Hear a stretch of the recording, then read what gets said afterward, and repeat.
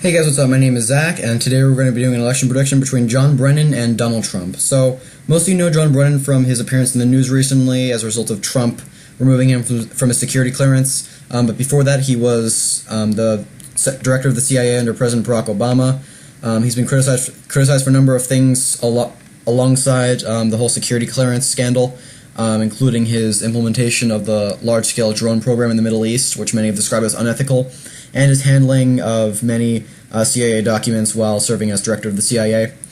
So overall, let's just get right into the safe and toss-up states. Also, before I start this video, I just want to say that I've done this 3 times already. The program that I've been using to make these videos just has not been working very well, and as a result, I've made three John Brennan versus Donald Trump videos, about 13 minutes long, that just didn't record, so my voice is very weak right now. And I think it's working at this point. I've tested it out like 20 times, and I really hope that this one just doesn't magically not work. Otherwise, I'll not be happy. But yeah, let's just hope that doesn't happen. So I think that John Brennan would do pretty well in just typical swing states, or typical safe states for the Democrats. Overall, I think it'd be a fairly decent candidate for the Democrats to run. There's better candidates, obviously, but I don't see him doing worse than Nancy Pelosi, obviously, which I just did a video about before. So let's get right into the competitive states. So let's start with New Hampshire. New Hampshire, I would call a lean in John Brennan's column, and this is because John Brennan, I think, could portray himself as a tough Democrat, which is not something that many Democrats, at least many going for the presidency currently, can portray themselves as. In my opinion, there aren't really a lot of tough Democrats, or a lot of big name tough Democrats that available. So I think that John Brennan can definitely use that to his advantage. And in general, just turning out strong Democratic numbers in this state, or at least adequate Democratic numbers, is enough to make this state go likely in any Democrat's column. Maine's 2 electoral votes I would see going likely in John Brennan's column, really for the same reason as New Hampshire. There's no reason to think why Maine at large would not go pretty solidly in John Brennan's column. He could have good appeal amongst Northeastern Democrats especially, and if he just turns out those numbers adequately, I don't see why Maine at large wouldn't go to him. Virginia, I would call likely in John Brennan's column, and this comes down to the fact that there's a strong Democratic base in the state in general, even when you're not considering African American turnout, which John Brennan probably wouldn't have very strong amounts of, but that wouldn't be enough to make the state go red, obviously. So likely in John Brennan's column. Georgia, I consider to be likely in Trump's column. The only way for a Republican to win this state, or a Democrat to win this state rather, is if they're one African American, and if they really emphasize civil rights issues and issues along those lines. John Brennan absolutely is not one of those kinds of Democrats, and I really don't see a Democrat winning Georgia in 2020. I think it's a pretty big long shot overall. Texas, I would consider to be likely in John Brennan's column, or not John Brennan's, Trump's column. And this really comes down to the same logic that I used with Georgia, except with Hispanics.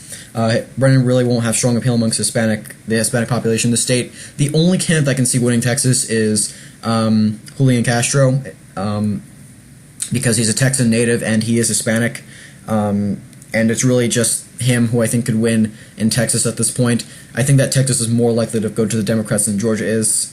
That's just my opinion. New Mexico, I call likely in John Brennan's column, and even without Hispanic turnout being taken into consideration, this state is pretty likely to go Democrat overall, just because even without Hispanic turnout, there is strong amounts of Democratic voters in this state that would turn out normally, as we've seen in past elections. Okay, so Colorado, same deal as New Mexico. I'd call that as likely. The only way I can see a Republican winning in Colorado and New Mexico is if Democrats, 1, completely lose Hispanic turnout, and if they, 2, cut their voter base in half for whatever reason, just having lack of appeal overall. If those 2 things happen, then the Democrats will lose in New Mexico and Colorado. But John Brennan may not have Hispanic appeal, but he definitely will be able to turn out typical Democratic voters in general. I see that happening pretty easily. So New Mexico, Colorado, likely in his column. Minnesota, I'd call likely in John Brennan's column as well. We see the state trending Democrat in general. It has a negative 14 or 13 net approval of Trump, which is pretty low. I think just as low as New Mexico and Colorado, so take that into consideration. And John Brennan, I think, would be able to turn out Democratic voters just fine in this state. I don't see him having an issue with that. So for that reason, likely in John Brennan's column. Same with Michigan. I call that likely in John Brennan's column. And I realize that Wisconsin does have a lower approval of Trump than either Minnesota or Michigan, but obviously I'm not just taking approval into consideration. This state does have a very large amount of registered Democrats, registered Republicans, I mean, which make it one of the more competitive Rust Belt states when you're comparing it to Minnesota and Michigan. So I just want to explain that logic. I'll get to Wisconsin later in the video. Arizona, I'm going to call it likely in Trump's column, and this is really because many would call it leaning, but I disagree with that call, and that's because the only way I can see Arizona going Democrat is if there's a Hispanic on the ticket. If there's not, I don't see it going to the Democrats. I think it could become closer if there's not a Democrat on the ticket. I guarantee, if there's not a Hispanic on the ticket, I guarantee that if even if someone like John Brennan or Joe Biden, someone who's non-Hispanic is on the ticket, this state will become much more competitive than it was in 2016 just because of the Democratic shift overall. But the only way to flip it from red to blue and not just make it close is to have a Hispanic on the ticket. That's the only way I could see it going in blue, which is what I called in Julian Castro's case. And again, I think he's one of the only candidates who could win a state like Arizona, and John Brennan absolutely is not one of those Democrats.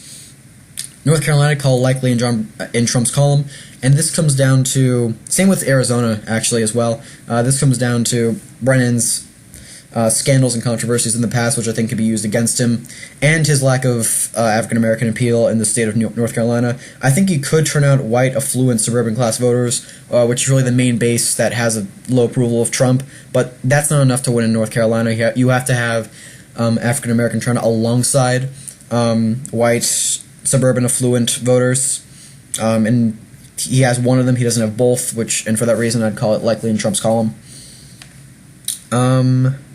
Maine's 2nd congressional district, I consider that a lean in Trump's column.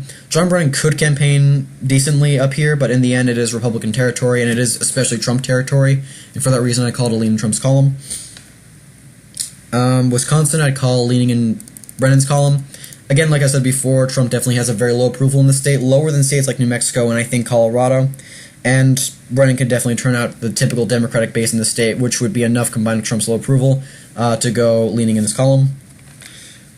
Nevada, I call leaning in Brennan's column as well, and this is mostly because he doesn't have a strong Hispanic appeal, but he does have, he will be able to turn out decent numbers of Democrats in the state overall, which would be enough to make him win in this state, even without Hispanic appeal, which is what I would say for pretty much any other Democrat.